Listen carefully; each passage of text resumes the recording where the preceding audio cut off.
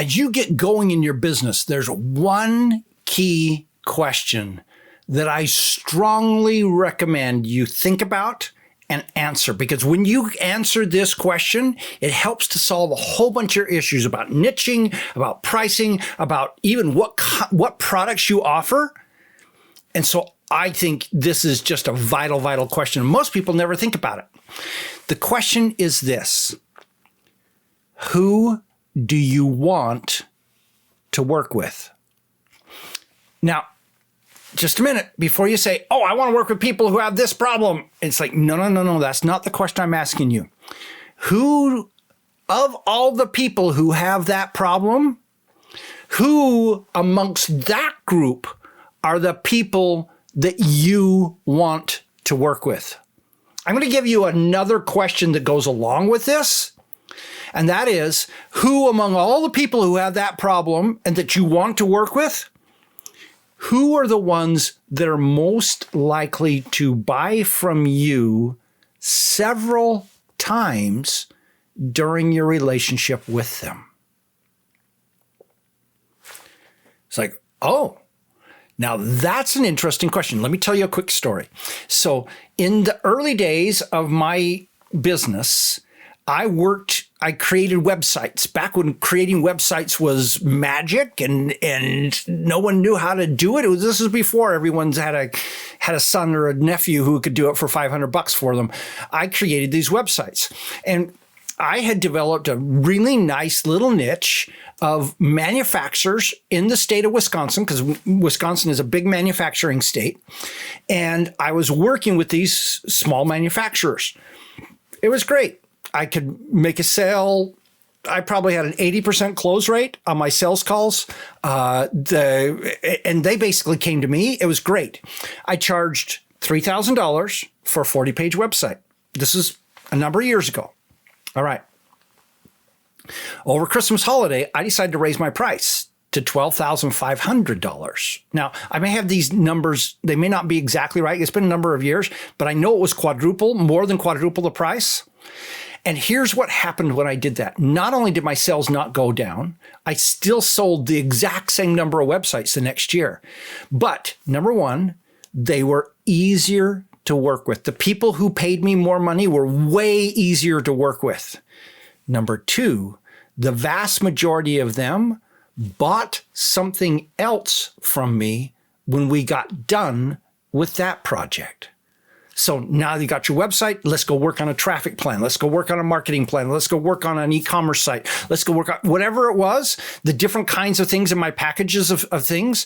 The 3,000 people almost never bought that next level. In fact, they'd not bought it so much that I'd never actually put together brochures for most of these things that were the upsell offers afterwards. But these people who were paying $12,500 were almost every one of them bought the next level. So who did I want to work with? Not the really small companies. I discovered I wanted to go bigger than that. Not the companies. It became really clear to me, I didn't want to work with people who were just local people who only sold to a couple of people right within a 20-mile area of them. I quickly discovered I wanted to work with people who were national and international. The next piece is I wanted to work with bigger companies. So companies who are in the $3 to $10 million. Now, once they got over 10 million, they had the capability of doing everything I was doing themselves. But that ended up nailing that down as to who my niche was. And so I knew now I go after 3 to 10 million. And so since I did most of my marketing by speaking, I went and found events where $3 to $10 million people hung out, not the people who were much smaller than that. Okay. And the other thing was, because these people were more likely to buy the next product with me, it didn't take as many customers to make a whole lot more money. You start thinking about it that way. So there are a lot of people they've got their niche, and yes, we all want to help as many people as we can. And we do that with the free content that we do on our blog and our live, in our speaking, in our webinars, all those things. We teach that group of people that cannot afford to buy stuff. And so don't go price your products at those people. Price your products at the group of people who you really want to work with and who are more likely to buy more things from you in the future. When you start doing that, you then turn into a serious business as opposed to somebody who's just struggling. Your dollars per transaction are going up, your number of sales made to the same client are going up, and you're happier because your clients tend to be significantly better at that higher price. So, questions. Number one, who do you really want to work with? Not everyone within that. Who amongst the people who need your product do you really want to work with the most? Because they'll be the easier clients for you to work with.